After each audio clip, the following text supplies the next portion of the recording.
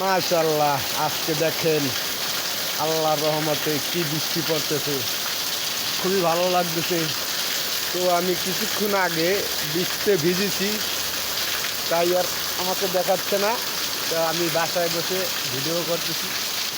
দেখেন কত সুন্দর পানি পড়তেছে, আল্লাহর কি নিয়ামত। যে গরম পড়ছে এতে তো বৃষ্টি হওয়া উচিত। আল্লাহর উপর ভরসা রাখো, সবই পাবা। বাহ, চমৎকার! আজকে কি যে ভালো লাগতেছে, বৃষ্টিতে আরো ঠান্ডা, কি মজা!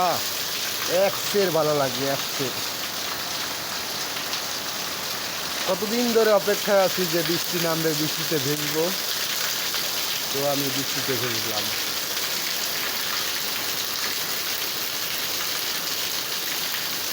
ধরো, আমি এখন বৃষ্টিতে গোসল করবো।